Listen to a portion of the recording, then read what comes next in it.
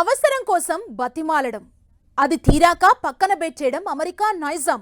అంతేకాదు తనకి అవసరం వస్తే ఎలాంటి వారినైనా కష్టాల్లో ఇరికించడం కూడా అమెరికా నైజమే.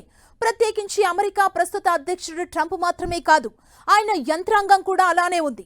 ప్రపంచ దేశాల్లో శాంతిని కాంక్షించే ఏకైక దేశం భారత్ కాగా, అలాంటి మన దేశాన్ని కూడా ఓ యుద్ధంలో ఇరికిద్దామని చూశారు. ఈ మాట స్వయంగా అక్కడి జర్నలిస్టులే రాసిన ఓ పుస్తకంలో బయటపడింది. అయితే ఆ ప్రయత్నంలోనూ భారత్ గొప్పతనమే బయటపడింది తప్ప మరోటి కాదు. ఇంతకీ ఏంటా యుద్ధం, ఏమా కదా? వాజ్ ఈ స్టోరీ?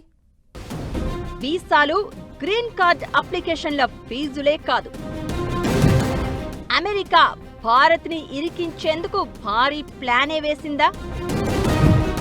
యుక్రెయిన్ యుద్ధంలో భారత్ ను ఇరికించేందుకు స్కెచ్ వేశారా? అవునంటోన్న inside the imperial presidency of Donald Trump book. America యంత్రాంగం కుట్ర ఆలోచనలతో పాటు బయటపడిన భారత్ గొప్పతనం, అమెరికా దేశం ఆలోచనలు, ప్రత్యేకించి ట్రంప్ యంత్రాంగం వైఖరి ఎలా ఉంటుందో తెలియడానికి ఇదే ఉదాహరణ. ట్రంప్ రెండోసారి అధ్యక్షుడిగా పగ్గాలు చేపట్టిన తర్వాత అమెరికా రూలింగ్ ఎలా ఉందనే అంశంపై inside the imperial presidency of Donald Trump అనే పుస్తకం విడుదల చేశారు. ఇది న్యూయార్క్ టైమ్స్ జర్నలిస్టులు మ్యాగీ హాబర్మాన్, జోనాథన్ స్వాన్ రాశారు. ఇందులోని కొన్ని ప్రస్తావనలు ట్రంప్ క్యాబినెట్ ఎలా ఆలోచిస్తోంది అనే అంశానికి నిదర్శనంగా మారాయి. ముఖ్యంగా 2025లో రష్యా యుక్రెయిన్ వార్ మధ్య పీస్ కీపింగ్ ఆర్మీగా ఏ దేశాల నుంచి సైన్యం పంపాలనే ప్రస్తావన వచ్చిందట. అమెరికా అధ్యక్షుడు ట్రంప్, రక్షణ మంత్రి మార్క్ రూబియో, కార్యదర్శి పీట్ హెగ్సెత్ హాజరైన ఓ మీటింగ్లో ఈ అంశంపై చర్చ జరగగా, ముందు అమెరికా సైన్యమే ఎందుకు అక్కడకు వెళ్లకూడదనే ప్రశ్న వచ్చింది. అయితే అలా డైరెక్ట్ గా అమెరికా ఆర్మీ రంగంలోకి దిగితే రష్యాతో సంబంధాలు దెబ్బతింటాయని ట్రంప్ నో చెప్పారట. అప్పుడు అమెరికా ఉపాధ్యక్షుడు జేడీ వ్యాన్స్ అమెరికాకి బదులుగా సౌదీ అరేబియా లేదంటే భారత్ సైన్యాన్ని పంపాలి అని అడుగుదామని ప్రతిపాదించారట. అయితే దానికి ట్రంప్ భారతీయులు అలాంటి పని చెయ్యరు అంటూ ఆ ప్రతిపాదనని కొట్టిపారేశారట. ఇదంతా కూడా ఈ imperial presidency of Donald Trump book లో ఉంది. ఇలాంటి యుద్ధాలకు భారత్ మూల్యం చెల్లించదు అంటూ ట్రంప్ నవ్వేశారట.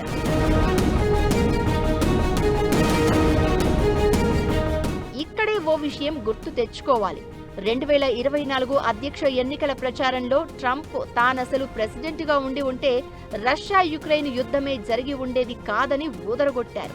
తాను పదవి చేపట్టగానే యుద్ధాన్ని 10 రోజుల్లో ఆపేయిస్తామన్నారు. 10 రోజులు కాదు కదా, ఏడాదిన్నర దాటినా ఇంతవరకు ఆ దిశగా గట్టి ప్రయత్నమే జరగలేదు. ఇంకా అప్పుడప్పుడు రష్యా యుక్రెయిన్ పరస్పర అంగీకారంతోనే అడపాదడప కొద్ది రోజుల పాటు సీజ్ ఫైర్ అమలు చేసుకుంటున్నాయి. అలాంటి తరుణంలో నాటో దళాలను పంపకుండా, అమెరికా రంగంలోకి దిగకుండా ఇతర దేశాల సైన్యాలను ఆ రెండు దేశాల మధ్యకు పంపాలి అనే ప్రతిపాదనే అమెరికా నైజానికి నిదర్శనం. దానికి ఎట్టి పరిస్థితుల్లో భారత్ ఒప్పుకోదనేదే ట్రంప్ ఉద్దేశం. అంతే తప్ప కొంతమంది అనువాదంలో తప్పులతో భారత్ డబ్బులు ఖర్చు పెట్టరు అనే అర్థంలో వాడుతున్నారు. ఇక్కడే భారత్ గొప్పతనం తెలుసుకోవాలి. రష్యా యుక్రెయిన్ వార్ ప్రారంభమైన 10 రోజుల్లోనే రెండు దేశాలు పరస్పర చర్చలతో సమస్య పరిష్కరించుకోవాలని కోరింది. అంతే తప్ప తటస్థ వైఖరిని కూడా అవలంబించలేదు. ఇది తెలుసు కాబట్టే Trump Indians don't ever pay for anything అన్నారు. అంతే తప్ప అది డబ్బులు ఖర్చు పెట్టరు అని అర్థం కాదు. 2025 ఫిబ్రవరిలో ట్రంప్తో సమావేశమైన సమయంలో కూడా మోదీ ఇది యుద్ధాల యుగం కాదని, యుద్ధ భూమిలో ఏ సమస్యకు శాశ్వత పరిష్కారం ఉండదని అప్పట్లోనే స్పష్టం చేశారు. నిజానికి ఐక్యరాజ్య సమితి శాంతి పరిరక్షణ మిషన్లలో భారత సైన్యానికి మంచి అనుభవం ఉంది. సౌత్ సూడాన్, సోమాలియా, లెబనాన్ దేశాల్లో భారత బలగాలు కీలక పాత్ర పోషించాయి. ఈ మధ్యనే ఇలాంటి కార్యక్రమాల్లో పాల్గొన్నందుకు బ్లూ క్యాప్స్ అనే గౌరవం కూడా పొందింది మన పీస్ ఆర్మీ ఉమెన్ వింగ్. ఏదెలా ఉన్నా ట్రంప్ పై రాసిన ఈ పుస్తకంలో అమెరికా యంత్రాంగం వాడకంతో పాటు భారత్ గొప్పతనం కూడా బయటపడిందనే చెప్పాలి.